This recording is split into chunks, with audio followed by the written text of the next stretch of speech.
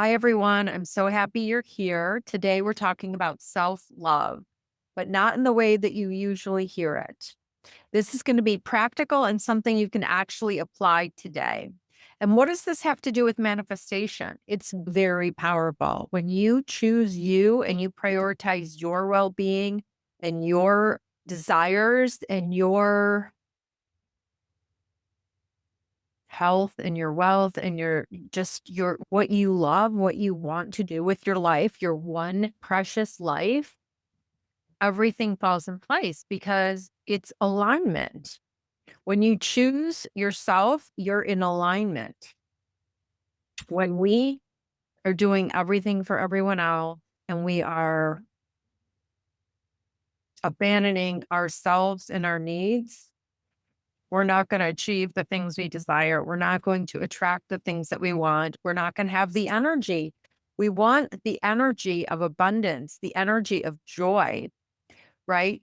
We want to attract the partner, the money, the job, the joy that we desire. And in order to receive, we have to, one, be good at receiving, two, know we're worthy of receiving, and we have to be in alignment and in the energy of that thing that we desire, right? So if you don't love yourself, if you don't know your worth, you might attract something in, but it's not going to stay. It's not going to stick. So this is why it's so incredibly important to value yourself, love yourself, know your worth. We are here in worthy and abundant, the community. And this is what we're talking about today is knowing your worth, right? So this is a daily practice. This is not something that you do at once and you're done, right? So we are going to focus on this today. I'm going to give you some examples because this shows up in your life every day and every decision that you make. Every decision that you make is either the woman you're becoming, it is either an old version of you, you can just tell when you make a decision that's in alignment with your highest self and for your best interest. And there's an example. So someone invited me to lunch on Sunday and she invited me on Saturday night and I already had plans in my mind. I could have fit in the lunch. It was a belated birthday lunch. I could have fit it in, but I said no because I was interviewing dog sitters because I had plans to work out and I chose to say no, and I felt so good, not good because I felt bad for her in a way, but I also felt good that I stayed with my plans and I didn't squeeze it in and rush around. I chose me. I chose my plans. And then there's another example I'll bring up in a little bit, but I just want you to know that every decision that you make every single day is either for your highest self, for your next version, or it's coming from an old version, right? So you want to always check in with yourself, check in with your energy. Is this a hell yes? Does this feel like a yes? And you can feel bad if you disappoint someone, but get used to that because it's uncomfortable when you stand in your truth. It's uncomfortable sometimes, but you have to let them.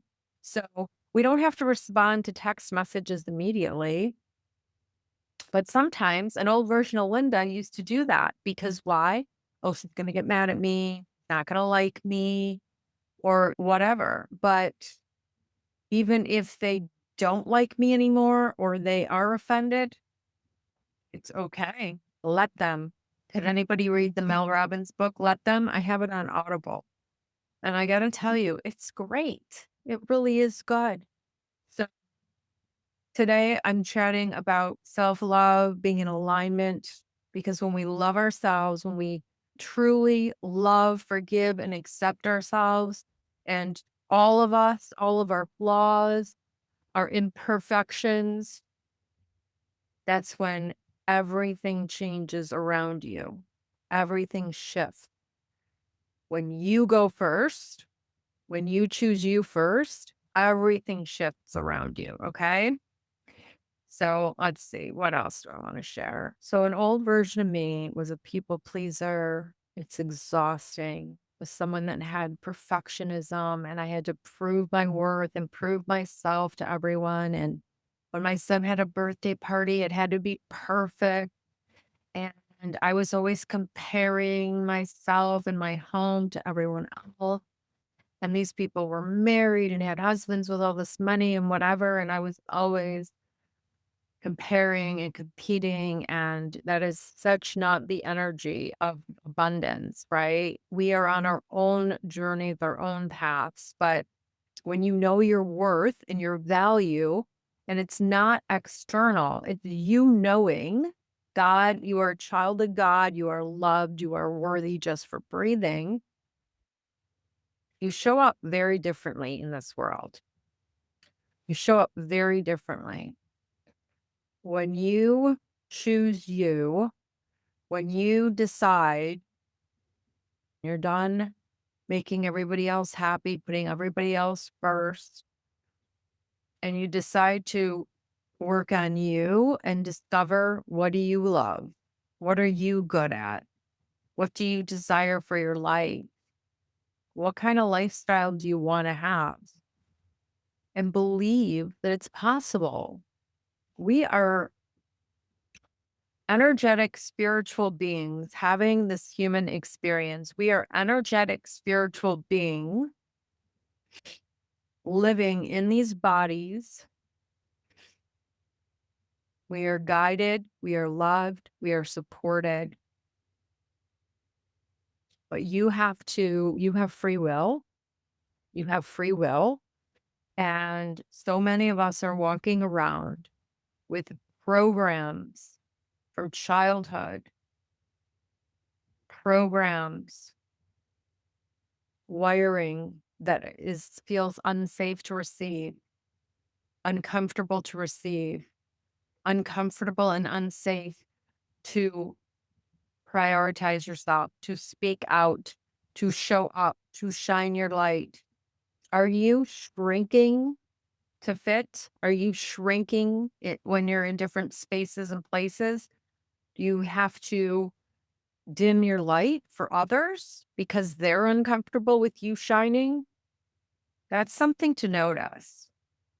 Self-awareness is key. We can't change anything we're not aware of.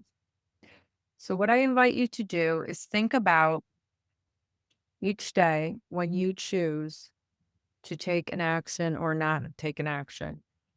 What is driving you? Is it your subconscious programs from childhood that says you're not good enough? Or is it your queen, your empowered self that is a queen? Queens don't compare themselves to others. Queens don't complain. They don't compare. They don't whine, complain. They choose empowering statements. And I'm going to tell you, in Kabbalah, complaining is like Lashon Hara, which in Judaism is evil speech or gossiping about other people, talking about other people. It's taken very seriously. The tongue is so powerful, right? The tongue is so powerful. I've been studying with the rabbi. I've been studying with the rabbi's wife. I've been studying Kabbalah. I have been doing spiritual work for over a decade. I guess I should have introduced myself. I'm a certified life coach here in Florida. I moved here 4 years ago from Michigan, changed my entire life after being at a coaching event in Miami, it's so funny because next weekend I will be in Miami. I live on the west coast of Florida, so I'm driving next weekend to Miami to another coaching event, and it's Kabbalah. So I'm so excited. One of my favorite teachers. And anyway, I've been studying this for a long time and doing the work, but it's ongoing, right? We don't just The body keeps the score, right? So the body is a messenger and we have to tell it it's safe. It's safe to show up. It's safe to receive. It's safe to step out and do, They always say that growth happens not from comfort. Growth is not coming from comfort. Do you know how long that I worked on the people I hang out with when I was living in Michigan and working on my mindset and trying to be positive? It was always on the mind. It wasn't really on the body. I learned when I moved to Florida so much around trauma being stored in the body and memory. I'm writing my book, my inspiring memoir, and that's very therapeutic too, just to bring up all the things. But okay, let me slow down a little bit. I'm sharing a lot of information, but what I truly want to focus on today is being in alignment. What does being in alignment mean? That's in Kabbalah, right? So if you are an artist and you are working a 9 to 5 job, working on a computer all day, you're out of alignment and you're going to be miserable. My dad was pretty miserable. He was a pharmacist and he never took a pill in his life. He was into health and wellness and holistic health and being natural and was vegetarian and all these things. So when you're living in alignment, when you're doing what you love, you never work a day in your life. When you're doing what you love, what's your passion, what's your purpose, you don't work a day in your life. I remember meeting a guy at the dog park and him saying he was so lucky because he would have done his job and they didn't even have to pay him. He was like an FBI agent or a detective of some kind of detective, and he loved what he did. He loved it. He was retired and he was sharing how he loved it.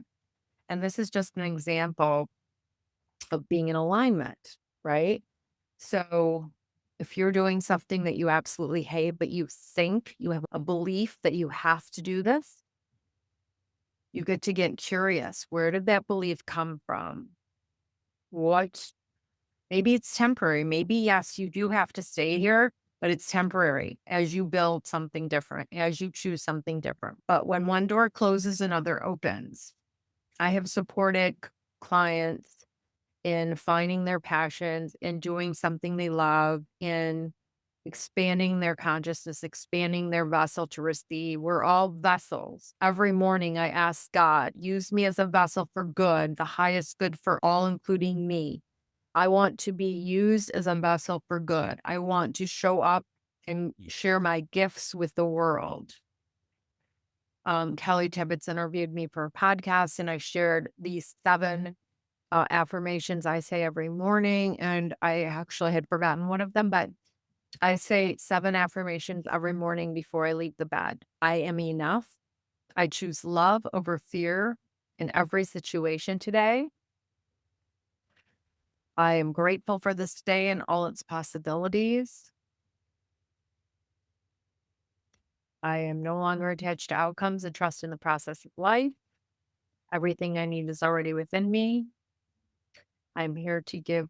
I am here to share my gifts with the world, and I attract what I am, not what I want. So this is so powerful. We want to notice, right? Who are we? What do you desire? So if I desire a partner and I want someone that in excellent physical health, I want them spiritual, I want them kind, loving, generous, all these different things. I list them out. And then I look at that list and say, am I all of those things? Because I am not in the perfect physical shape, right? I love my body. I love myself. I'm grateful for my body. Let's say I'm asking for a guy that's super fit and healthy, physically super fit and rich or whatever. I'm not that right now. So how can I ask for that? So we attract what we are, not what we want. Everything is energy. Everything is energy. So when you choose you, it takes a little bit of time, but everything will shift around you, I promise. And the other thing is, and everything is energy, and a cluttered space is a cluttered mind. So if you have clutter all around you in your physical space, that's not supportive of you growing, healing, and evolving. And it's not supportive of you feeling your best. They say a cluttered space is a cluttered mind, but decluttering your space, creating space will help you manifest different things in your life. So you could clean a closet or your bedroom and end up manifesting new clients for your business. These are all energetic things. And because there's no one on the call, I'm going to end it sooner than later and not go the whole 30 minutes. But I just wanted to share some of this powerful wisdom and truth that's rooted in Kabbalah and Judaism. And all of this physical world is only 1% of what's actually going on. So there's 99% of this reality, this life on earth is energy and spirituality. And only 1% is physical that we can see, smell, taste with the five senses. Only 1%. So I hope this served and supported you. And I would love to hear your questions. I'd love to see you on the next one. I'm going to put this in the classroom so you can go back and watch it. But it's very powerful information. I know I gave you a lot of information. That's why I'm wrapping it up because I shared so much. But let's go back to the main thing, and that is loving yourself, learning to love yourself, practicing loving yourself with the decisions that you make on a daily basis. I have been doing this work for so long and I still notice my people pleasing. I still notice my fear of judgment. So it is a practice. And you can start by looking in the mirror and saying, I love you. Or saying, I'm starting to love you. Whatever feels more true for you. Practice looking in the mirror and telling yourself that you're worthy, deserving, and you are worthy of your own love. You are a beautiful soul. We're all souls inside these bodies, and we are worthy of your own love. Have a blessed, beautiful rest of your day. Thanks for listening. If you watch this, leave a comment or send me a message. I would love to hear from you. Take care, and we'll see you next time. Okay, lucky. My love, he's waiting.